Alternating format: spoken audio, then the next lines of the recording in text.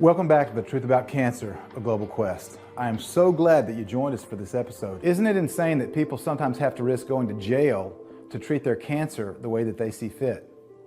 Now, one substance that people do risk going to jail if they are caught in the possession of this substance is hemp, or cannabis, sometimes referred to by the slang term marijuana.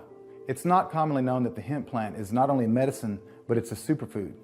And as we're about to hear from Dr. Patrick Quillen, who is the former Vice President of Nutrition for the Cancer Treatment Centers of America, he calls it the most useful plant on earth. Talk real quickly, if you will, about the medicinal effects of the hemp plant or the cannabis. Hemp cannabis is arguably the most useful plant on earth. If you do a history of it, you look at canvas, which is what our ancestors used for the Conestoga wagons and for their clothing. Canvas comes from the word cannabis, because cannabis was the material that they used to make all of their clothing and canvas. It lasts longer than cotton or polyester.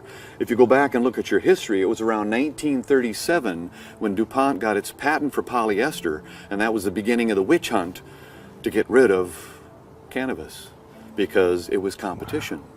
You look at, you can use it for paper pulp, for clothing. You can eat it. The food, the seeds are high in omega-3 fats, high in protein. The oils from hemp oil is delicious, nutty tasting, and high in omega-3s. And then there's the medicinal parts, the cannabinoids. There are many studies that have been done. One of them, for instance, the DEA, Department of Drug Enforcement Agency, decided they wanted to prove how unhealthy marijuana was.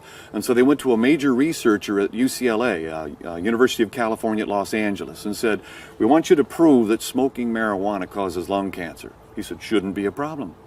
They did a huge study, prospective randomized trial, and he said, not only it doesn't cause it, it actually helps to prevent it. THC has an anti-cancer property. I'm not telling people you should smoke marijuana. I'm telling you that we need to have a rational discussion on marijuana, hemp, cannabis, because there's an abundance of data now that says that it's non-toxic and has therapeutic benefits. The CBD, the cannabinoids, apparently there are cannabinoid receptors in the human body, and it's almost as if nature designed, here's lock and key, and this fits in, and it improves. It's a adaptogen, not unlike ginseng or garlic or substances that just make everything work a little bit better. We're learning what's known as, what we all have, an endocannabinoid system, or endocannabinoid receptors, or cannabinoid receptors within the body. There are certain foods that contain these cannabinoids.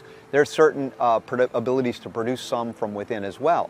But these receptors are present almost everywhere in the body, particularly heavily entrenched in the gastrointestinal system, the liver, the brain, the nervous system, interestingly enough.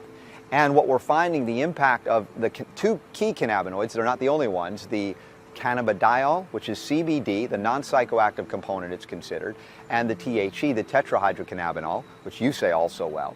And those two aspects, which the THC is considered the psychoactive component, it alters the state of the mind, and that's been argued as the dangerous addictive drug, which now doctors like Sanjay Gupta and others say, well, maybe it's not really that addictive at all. In fact, it might have benefit.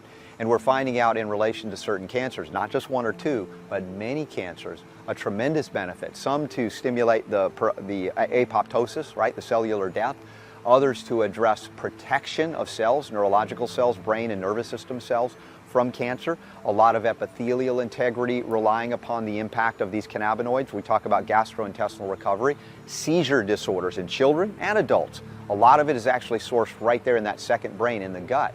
And in these cases, we're seeing the use of CBD, sometimes THC, or both together, are reversing these cancers and reversing even seizure activity, seizure disorders. So are there studies that have shown that there's effectiveness with the CBD and the THC against cancer? Oh, an incredible amount. It's almost too much to go through. If we talk about the references that we have here for breast cancer, colorectal cancer, prostate cancer, stomach cancer, skin cancer, leukemia, lymphoma, lung cancer, uterine cancer, thyroid cancer, pancreatic cancer, cervical cancer, mouth cancer, glioma, brain cancer, and biliary tract cancer, biliary. So we've got tremendous amount of scientific research. A 2007 Harvard Medical School study published in Science Daily showed that hemp's THC decreases lung cancer tumors by 50% and significantly reduces the ability of the cancer to metastasize. I mean, this is huge. Again, this is just one of many things. Here it is, cannabinoids. This is directly from a United States patent. This is the shocker. Cannabinoids, including THC and cannabidiol, promote the reemergence of apoptosis so that tumors will stop dividing and die. This is a profound, now I'm not one that says there's one panacea that does everything for everyone, but if there was a plant, you know, to look at one plant that does so many extraordinary things, this cannabis plant, which is sometimes wrongly referred to as in marijuana as the slang, or hemp as well, in many forms has so much from a nutritional value, but now we learn more and more about its specific value in reversing cancers that are active, much less in their prevention. It's not a gateway to more drugs, it's a gateway to health. And I'm not smoking it, I'm not using it. I think it should be legalized and available and taxed and regulated so that we have standardized concentrations of it. If you compare it to the $280 billion a year drug industry, and according to an article in the Journal of the American Medical Association, at least 100,000 Americans die each year from the on-label use of prescription drugs. Find me the deaths from cannabis. They're not there. They aren't there. While we were in London, we also had the privilege of interviewing a gentleman named David Hibbett. Now, in July of 2012, he was diagnosed with stage 3 aggressive bowel cancer. He did a couple of rounds of chemo, and he was told twice that he was cancer-free. And that's where our story picks up. The first time you were told that you were okay, you probably believed it. Second time, were you a little bit more skeptical in light of the fact that it had already returned once? Yeah, well, I obviously had that in the back of my mind, but I wanted to believe that I would be okay, so I suppose at the time I tried not to think about that too much. Especially just coming over chemotherapy as well, and you know how bad it made me feel. I just wanted, you know, to get better. Christmas was coming up as well, so. Right. And you're a young man, so how old were you when you were diagnosed? 30. I'm 33 now. Okay. But yeah, it was soon after Christmas when it came back again for the third time, again in the lymph nodes. Okay. This time, though, this is when they told me, you know, I was terminal and there's very little they could do. What kind of an emotional blow was that to hear that after the first two, you know, you go through the 2 rounds of treatments, you're told you're cancer-free twice, and now they say, well, actually, it's terminal. I can't put it into words. Devastated, completely devastated. I mean, I've got a little boy who was 3 or 4 at the time, and just no, just couldn't accept it from him. I couldn't believe it, but I struggled to see how I was going to get through it after him telling me that. Yeah. Obviously, my family, you know, my mum especially, you know, it's devastating for everyone. It really was. Where did you go from there? Well, initially I went with the treatments that they offered me. I went on to the chemotherapy. I did that for 3 months. Even though they said it was terminal? Yeah. They told me that this would possibly extend my life. If I didn't have the treatment, they were saying I'd go around about 6 months to live. With the treatment, depending on its success, I could have 18 months. So to me at the time, you know, I thought an extra 12 months with my little boy, I'll do it. 3 months into the chemo, I had another scan. It had been reasonably successful. The tumours had shrunk a bit, but they were still giving me the same prognosis.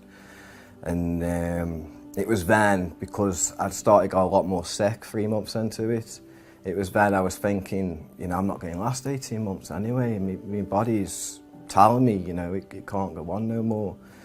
And I'd been told about certain alternative treatments by people leading up to this point, but to be honest with you, I didn't actually believe them back then.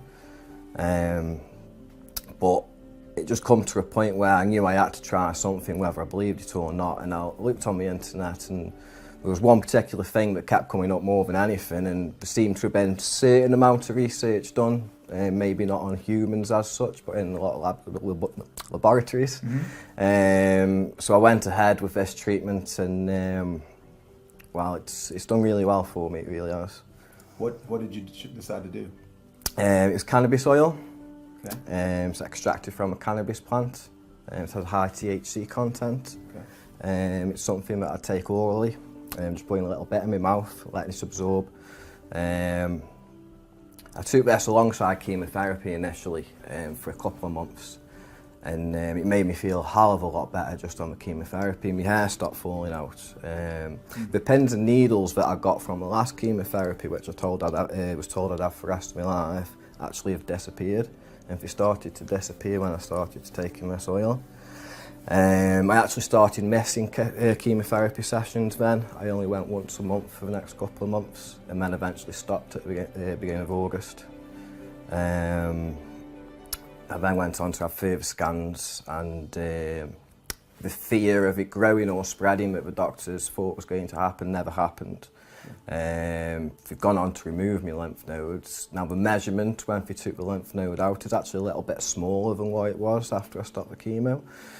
And after the operation, I just changed my diet, was very healthy. They couldn't give me radiotherapy because I'd had the legal amounts already. I didn't want the chemotherapy, so I just carried on with the oil and good diet. This time, 3 months on, the scan was clear. That's the first time it's happened for me. Now here in the UK, how do you get hemp oil? Is you have to go to the doctor to get it prescribed, or? It's actually illegal in the UK. Is it? Yeah, okay. It's illegal medically, it's illegal recreationally. It's not seen as having any medical use in the UK at the moment. It's illegal in many states in the United States too. Yes, I believe it is. It depends on the state, but many states it's illegal as well. Yeah, and a lot of other countries it's still illegal as well. So I made some myself by purchasing the cannabis illegally. Right. And I also purchased some of the oil from, I suppose, what you call a local drug dealer. Isn't it absurd, David, that you have to go to a underground drug dealer to buy a plant that can heal your cancer? It's crazy, absolutely crazy. I just don't understand it. I really don't. You know, I've gone back to the doctors, I've looked at my records, and they're now actually telling me to continue doing what I'm doing. They're telling you to continue? Yeah, but that's great. But it's not. I've not got it in writing, unfortunately. But if the doctors are willing to say that to me, you know, I can't understand why it's classed as an illegal drug. If, you know, it's being used for medicinal use, it just does not make sense. If you looked at me, you know, 3 months before taking cannabis oil, and then looked at me now, the difference, I look 10 years younger. It's truly amazing. Like my family have commented on it a lot. I personally didn't realise, and then I looked back at photographs and I saw for myself, and you know, I was just shocked. I really was. It was crazy. I looked like an old man. How did you feel after you go through your first scan that's completely clear, you go home and see your boy? I mean, how emotionally contrast that with how you felt before when you had the diagnosis? Oh man, I don't know. You can't even describe it. It makes me emotional now thinking about it.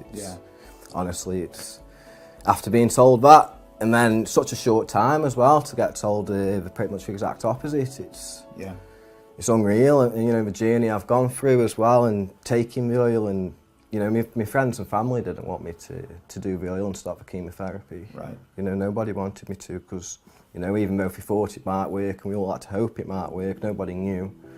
So you know, it's been an emotional roller coaster, and you know, to get that news, it's just. I bet it was. It's amazing, yeah, surreal. It's. Now, your friends and family now. Oh yeah. For all for it now, and you know, they're backing me to try and get this available to cancer patients. You know, in this country, I've started off my own little petition. You know, to have it illegal for a cancer patient, you know, it's just absolutely crazy. And if you want to try it, you know, if you should be allowed to. And you know, I've even spoke to the police, and I won't say the police person's name. But they says to me, you know, if it's for medicinal reason, they don't want to arrest anyone for it. Why would they? The high is a side effect. So, you know, if you're not taking it to get high, if you're taking it to make them feel a little bit better. Like I say, how can you arrest someone for that? Right. I was told I was terminal, and now I'm told I'm not. So, you know, there is hope there. It's not just me as well, there's plenty of other people that have come through it. Yeah, most definitely. And if I can, well, they can too. Wow, these stories really give you hope, don't they? Now, one of the things, well, actually a couple things that David was not able to share with us because they hadn't happened yet was, number one, he recently had another scan and he was told that he's cancer-free. So that's 2 scans that he's gotten and he's completely cancer-free. And then, probably even more exciting to David at this point, is just a couple months ago in August of 2015, he got married. Think about how ironic this is. Hemp is natural and it heals cancer. Chemotherapy is synthetic and artificial, and oftentimes it kills the cancer patient. It reminds me of a quote from Sir Albert Howard. Sir Albert Howard said, and he's of course the godfather of modern scientific aerobic composting, and in his iconic book, An Agricultural Testament, 1943, he said when we feed the soil with artificials, that's what he called chemical fertilizer, artificials. He said when we feed the soil with artificials, it creates artificial plants, which make artificial animals, which make artificial people who can only be kept alive with artificials. If you eat things you can pronounce, and you eat things, the plants and animals, from sources that honor the distinctives, the glory of those beings, the chances are it will honor your place and your glory as well. If you walk into a grocery store, 90% of the groceries in the grocery store are toxic and they'll cause cancer. 90%. You know what? If it's not from a farmer, it's not worth eating. Well, what's your take on the ketogenic diet and cancer? Well, I believe it has great value and in my view should be seriously considered as an adjunctive therapy in the treatment of most malignancies. And you might say, why? Because of the basic understanding that we have of the physiology of cancer cells. And Otto Warburg was awarded a Nobel Prize, I believe in the 30s, for the understanding that the primary fuel for cancer cells is glucose or sugar. And our cells, our non-cancer cells, have the ability to use glucose or fat. Those are the two primary fuels. And cancer cells seems to have lost this ability. So when the unfortunate challenge in contemporary Western countries is that most of us are not very well adapted to burning fat effectively, and this is an artifact of the way we eat and the timing of the food that we eat. Primarily it's both. Many people don't understand the timing, but I'll talk about the timing in a moment. So the problem is that we eat regularly, pretty much 3 meals a day, and then snacks in between, and about the only time we aren't eating is when we're sleeping. Right. So our body can store sugar as glycogen in our muscles and our liver, and we have about 12-hour supply, some people less, some people a little bit more, but in that range, not a very long supply, where our fat stores can last us for months. So if we're given sugar all the time and we have that fuel available, then there's really limited reason for our body to have the ability to burn fat. So it suppresses those abilities, those enzymes, and we just eventually forget how to burn fat efficiently or effectively. So when we shift our diet primarily through restricting processed foods, and especially processed sugars, and change the timing of the food, so we have these regular periods where we're not eating for a while, something called intermittent fasting, then we upregulate those enzymes that burn fat, and then we can really shift away from having high levels of sugar in our blood, which also has the additional benefit of improving insulin resistance. And insulin resistance may be, many experts believe, may be at the core of many of these degenerative diseases and many malignancies. So it's really a challenge to treat a cancer if you have high insulin resistance. And so how do you know if you have insulin resistance? Well, typically, clinically, if you're overweight, if you have high blood pressure, diabetes, or if you're taking a statin drug, that's a good suggestion, or high blood pressure. And how many, that's like 70% of people. Well, it's about 70-80%. And the other way to know for sure, objectively, is to draw fasting blood insulin, not blood sugar, but blood insulin level. If that's below 3, then you're fine. If it's above 4 or 5, then you probably have it, and the higher it is, the worse it is. So, simple test to do, very inexpensive, available at any commercial lab across the world. And to me, it should be the standard of care in the treatment of anyone with a malignancy, to understand what your fasting insulin level is and to control that. Because if your fasting insulin level is low, then that's going to be highly correlated with your body's ability to effectively metabolize fat as a primary fuel. And that's what you want, to be able to have, that metabolic flexibility, to be able to burn fat or sugar, not just be able to rely on sugar. And because that's going to potentially and more than likely feed into the growth and the acceleration of the malignant cells. There are a number of good studies that show it's quite effective for treating certain types of malignancies, specifically brain cancers. But probably generally useful for most malignancies. But the typical strategy one would do, I think, is to really focus on the quality of the food and the timing of the food. Okay. So I like to call it the 3-8-3. So that is basically don't eat for at least 3 hours before you go to bed. Okay. Sleep for 8 hours, because sleep is another crucial component for healing. And if you're only sleeping 4 or 5 hours a night, you know, your body's immune system is not going to be optimized to fight these malignancies. So when you produce energy in your body, it doesn't occur there magically. There's this process that occurs, and you take these substrates, the fuels that are broken down to either the carbohydrates or the fats, and it combines it with the oxygen. And there's usually some like when you're burning any fuel for energy, there's a byproducts, right? There's waste products. When you're converting hydrogen to fuel, you know, that's a pretty innocuous byproduct. Right. But in our own mitochondria, they produce. You have the potential to produce excessive electrons. And when you do that, your body has to compensate for that with antioxidants. And if you're using the energy, then it's no problem, because you generate it, you use it, and it flows, and there's very little excess waste products. But when you don't, you don't use the energy, if you're not being able to burn fat, and you have a lot of sugar that you're building up, then you have this excess energy. And then these electrons build up. It causes massive amounts of free radicals, which can damage your tissues, your cell membranes, your DNA, can actually prematurely kill your mitochondria, and certainly prematurely age you. There are many experts who believe in the mitochondrial theory of aging. So we want to preserve the function and the health of our mitochondria. One of the best ways you can do this is by simple strategies like, you know, delaying the time or not eating before you go to bed. Simple concept, right? But we didn't know that, you know, if you eat right before you bed, it's one of the worst things you can do, because you have all this excess energy that's generating. You don't need energy when you're sleeping. That's when you recover and repair. Your body has more than enough fuel to compensate for that. When you have extra and surplus energy going around, you actually cause free radical damage. Dr. Mercola is explaining the value of the ketogenic diet coupled with intermittent fasting. Now, again, the ketogenic diet is very high in fats, moderate protein, and very few carbs. But not all fats are created equal. We must have high-quality fats. But what exactly are high-quality fats? High-quality fats, and examples would be avocados, coconut oil, grass-fed, pastured organic butter, ideally raw, olives.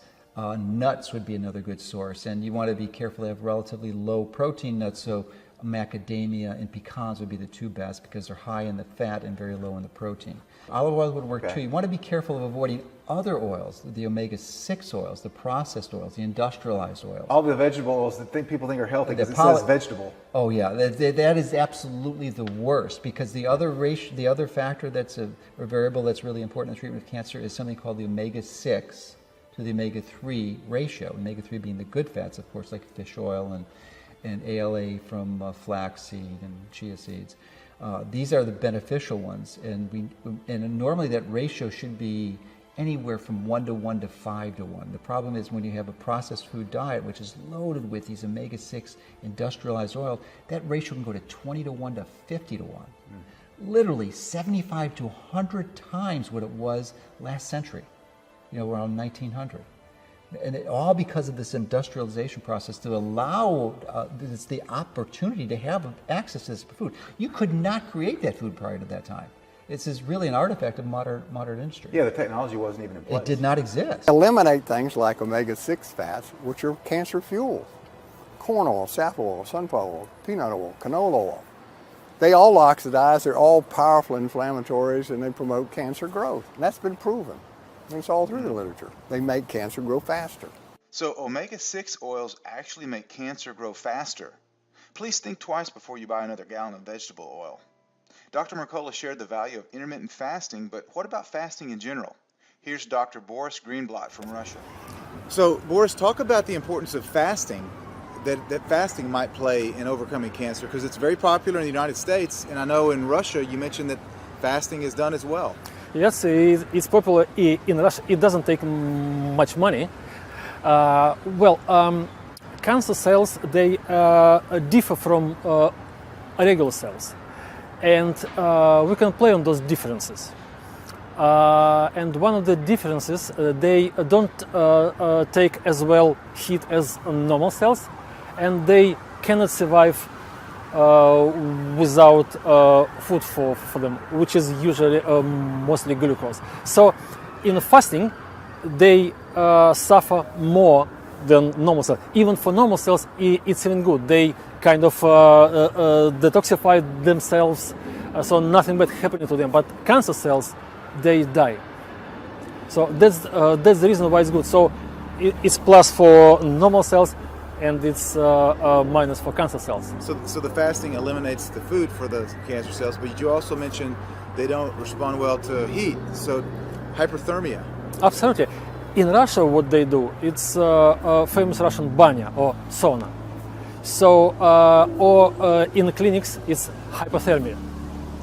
So you can do it double whammy. You can do fast, and then you can do this hypothermia in Russian banya. So you can use this normal physiological difference of cancer cells and kill them with heat and with fasting. Speaking of fasting, someone recently told me that the only way they could afford to be healthy was to fast, since they couldn't afford to buy organic food. This seems extreme. Is it true? One of the things that I hear a lot is, I can't afford to eat organic food. I know I should, but I can't afford it. So what's your response to someone that says that? Sure. Well, there are several answers. One is that if you buy in volume, you can save a lot of money. So so get a freezer, all right. And I mean we're in the animal business, so I'm thinking frozen beef and chicken and whatever. But you can get a huge price break if you buy in volume. Number two, look in the mirror and ask yourself, is there anything that I'm buying that I don't need? And whenever anybody says that, I want to grab them and say, okay, take me to your house, and here's what we're not going to find, I'm sure, at your house. We're not going to find soda. We're not going to find lottery tickets. We're not going to find $100 designer jeans with holes already in the knees. Coffee, alcohol, Hot Pockets, frozen microwavable dinners, French fries. All right, I mean, you can go down the list, okay? And the truth is, there aren't very many households that don't have those things in them. And none of that is actual nutrition. None of it. I went to New York City's Union Square Green Market, arguably the most expensive farmer's market in the world. And I asked my hostess, I said, could you take me to the most expensive potato in the New York City Union Square Green Market? She said, yes, I know just the guy. So she elbows her way through, and we go up and we get to this potato guy. And he's got, about 30 potatoes out there. There's red ones and white ones and blue ones and green ones and orange ones and fat ones and long ones and skinny ones and all this stuff. And so I look through all the little boxes there, and I find the most expensive one. It's an heirloom Peruvian blue fingerling potato, and it's $1.99 a pound. But that whole market is surrounded by supermarkets with 100 feet of fluorescent lighted, handicapped accessed retail floor space selling French fries and potato chips for $3 a pound. Yeah. In some cases, organically produced produce will have 100 times higher polyphenols. So when you look at the ultimate price you're paying, maybe it's 50% more for organic, but you're getting 100 times more value as an anti-cancer nutrient, it's clearly a better value. Especially since when you price cancer, you're talking about $1 million, right, and financial bankruptcy, not to mention all of the suffering that it causes. And Sayer's right, folks. These conventional treatments, they do create a lot of suffering. And nobody wants to see a cancer patient suffer. I can't imagine what it would be like to witness the suffering day in and day out, but many of the practitioners that we interviewed, that's exactly what they do. They've dedicated their lives to helping to alleviate this suffering. And we got insight into one of those doctors when we were in Mexico, Dr. Patrick Vickers. And in this next clip, he shares with us some heartfelt emotions about this suffering and helping cancer patients. People come into our clinic for 3 weeks and they live with us. And we bond with them and they bond with us. And then they go home and they continue their therapy at home. And so, when you're dealing with that kind of, I don't know what you would call it gravity. That kind of gravity, the perspective on life as you and I know it changes. And, life, we live our lives a lot of the time to satisfy ourselves and be entertained. But when this is happening in front of you, things tend to take on a more serious nature. And I think that's how it's changed me the most, is I don't really live anymore to please myself. I live to save these people's lives, and my staff live to save these people's lives. It's an incredible responsibility, first of all. Like I said, they're coming to us as a last resort, as the last resort of hope to save their lives. And so when I hear the children, what really touches us the most is when we have these young couples come in and they have children. And, you know, they'll have 2, 4, 6-year-old children. The ones you saw were 13, 15, 17, and 18. But Katrina, who was also there with us, she's got a 2-year-old, a 4-year-old, I think an 8-year-old. And you know, I mean, when you consider the fact and the gravity of what happens if they don't make it, and who are they going to leave behind, it just makes our job that much more important and that much more vital, you know, to their story. And it's a deep burden for us. We don't take these things lightly.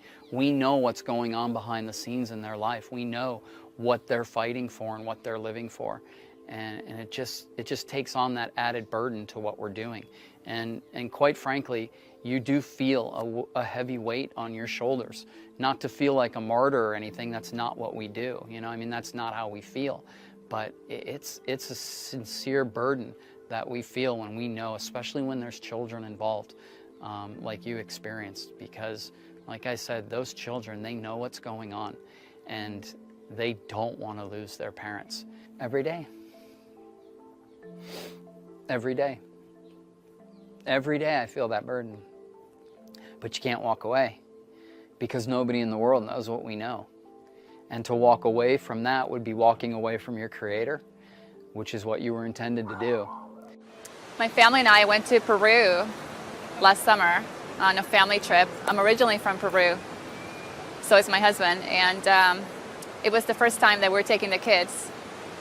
And the first place that we stopped was up north Peru, to visit my dad, and he insisted that I would go and see a doctor because I usually have this tendency to break out, and he said, let's go and see a dermatologist up there. And so I did, and so she recommended for me to see an endocrinologist. And so the doctor there checked me completely, and she said, I feel a lump on your neck. And she sent me for an ultrasound, and it was really funny that the radiologist is the one that did the ultrasound. It's not a technician like in the US. So when he was doing the test, the scan, he was really freaked out. He was afraid. And I knew something was wrong then. I walked away from the office, and I decided to put it on hold because we were there for 3 weeks. I came back to the US, and I had a biopsy, and it turned out to be thyroid cancer. The word cancer is usually tied into death, you know, pain, brokenness, oppression. I knew right away that was not me. That's not where God wanted me. And that's why He led me to find it. And, you know, from then on, I don't even know how to call it intuition. I knew I did not want to do anything conventional. Although I didn't know that this whole new world of holistic existed. You know, I didn't know you could cure cancer with non-toxic treatments. But I was, you know, it was the beginning of this new journey of discovery. And that's how it all started. I was told that I needed surgery right away, radiation, and I said no. And it's not that I was afraid, I just knew that it wasn't for me. That's not the path for me to heal. As you see the ocean right here, if we allowed our emotions to lead us in our healing path, we're gonna be going back like the waves, back and forth, right? I don't wanna be like the waves back and forth. I want to be still and continue taking one step at a time into my healing, towards my healing journey, which is my ultimate goal. So when I was first diagnosed, the doctor couldn't tell me whether or not after surgery cancer could come back. So I chose to follow this non-toxic treatment approach, and it was pretty scary because again, you're going against the flow. Everyone around you tells you you're crazy. But that was what I decided to do, and I've never done anything like this. I didn't know what to expect, but even the doctors don't know what to expect. They don't know, they can't tell you, there are no guarantees. But I chose this path for me, and it has worked. It's working. So the tumor has shrunk dramatically, and my lab work reflects that the tumor markers have decreased approximately 65% in the past 5 months, which is amazing. And it will continue. It will continue to decrease until it's gone. Wow, what an episode we had for you today. Now, this was a bit of a roller coaster, I know, but I also know that you've gained a lot of insights through the topics covered and through the incredible experiences of our experts. How amazing it is that the small things in life really mean the most. Perhaps many people are unsuccessful in treating their cancer because they are looking in the wrong places. For instance, nutrients are perceived as small things when in reality they are of paramount importance. And speaking of small, micronutrients are some of the smallest things, but it's these micronutrients that are some of the biggest allies in winning the battle against cancer. You've seen that micronutrients actually aid the body in stopping tumor formation, angiogenesis, which is the formation of new blood supply, metastasis, proliferation, and invasion of cancer, and they even induce apoptosis, which is programmed cell death. You've learned that rather than perceiving cannabis as the devil's weed, maybe we should think of it as heavenly hemp due to its plethora of medicinal uses, and that it's best understood as a friend rather than a foe when it comes to cancer treatment. You've again seen the devastating reality of the brave heroes that have undergone heartache and loss, sacrificing their own personal assets and security for the sake of their patients' lives. Missing peptides like antineoplastones have successfully been used to heal a multitude of so-called terminal cancer patients. And finally, you've seen that no matter what your background or family lineage, you are not destined to end up with the same disease as your parents. You've seen that the science of epigenetics proves you have the ability to choose your own path and cultivate your own health and healing irrespective of your genetic predisposition. We have good news for you in this moment. You are free, and the prison of death and disease is behind you. You and your loved ones are free to step outside the cancer box, which is full of lies and confusion, into a beautiful world which beckons you with all the things you desire and deserve.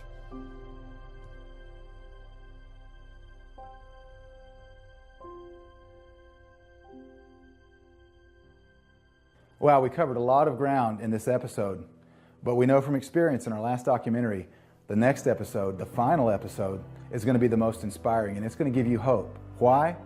Because the next episode is totally dedicated to sharing cancer conqueror stories, and that's what you're going to get. So thanks for joining us, and I know we're going to see you again tomorrow. Have a great evening. God bless all of you.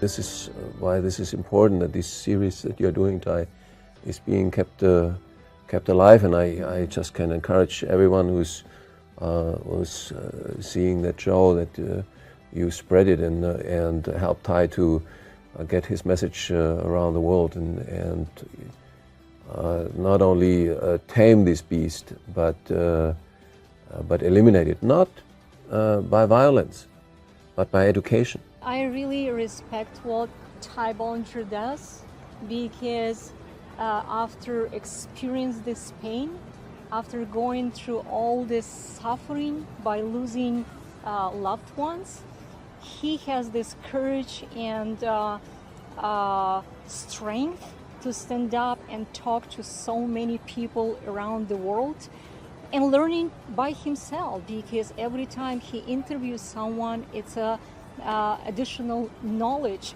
for him how to help his family and loved ones and everybody who can listen this beautiful series. So that's why we have to do this. We don't have to sit in our small offices just helping one by one patients. This is great, but if we have the opportunity to educate millions, when we have the opportunity to stand up without any fear that someone will be jealous or someone will say that no, that's not what medical school teaches, that's not what pharmaceutical company wants you to know. If we have this strength, if we have this willpower to empower everyone and encourage to spread this message, I think this is very, very important. I think that everyone who has something to say to help others is supposed to stand up